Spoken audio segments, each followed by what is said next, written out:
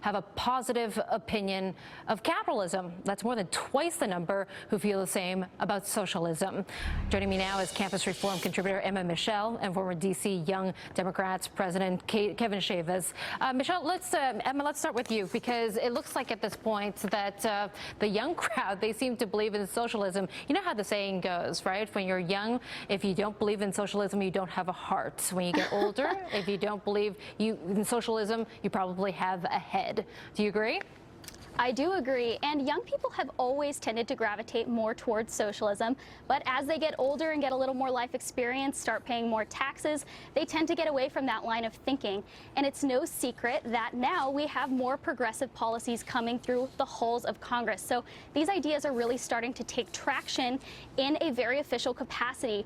And what this really comes from, these are millennials that tend to favor these ideas, and they picked them up at the college campus. As we've been reporting at the Leadership Institute's campus reform, movements of socialism on campus are bigger than ever. There are 40,000 card-carrying Young Democratic Socialists of America members on campus, and what this really comes from is a campus attitude that favors socialism and disparages capitalism as evil and greedy. Yeah, okay, well, what's wrong with celebrating success? Isn't this what the American dream is about, Kevin? Yes, absolutely, but I think that the attraction to socialism is really rooted in the version of democracy that millennials have come of age witnessing. I mean, we've seen the wealth become more and more concentrated in the top 1%, higher rents. Rents are sky high in most of the cities where millennials want to live. You also see the fact that wages have stagnated. The top 1% continues to get wealthier and wealthier. So I think that for a lot of millennials, they see some elements of socialism as maybe being able to correct some of the ills that we see plaguing our society in America. Yeah, well, you know, what are the ills? We have a great economy at this point, the best jobs market in 50 years, best economy in 15 years. It seems like everyone's getting their fair share, don't you? What do you think, Emma? Well, I say that there's no better system to lift people out of poverty than capitalism. And if you want an example of that, look at India's economy, which opened up to capitalism in 1991. And since then, the infant survivor rate has gone up 56%, and the mean income for the average Indian person has gone up 274%. And those are hard facts.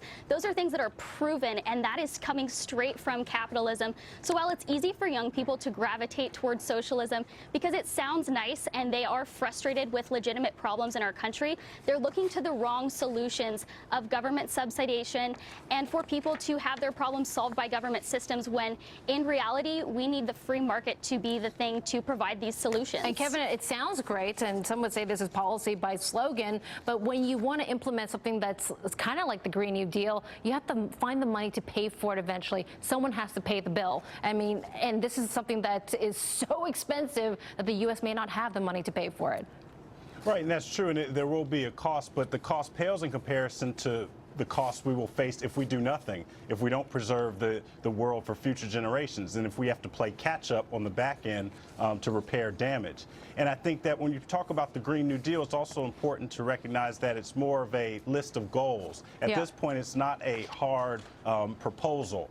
There are a lot of details that need to be worked out, but I think it's important to get the conversation started. Emma and Kevin, thank you so much. We're out of time. And thank you once again for joining us on Trish Regan Primetime.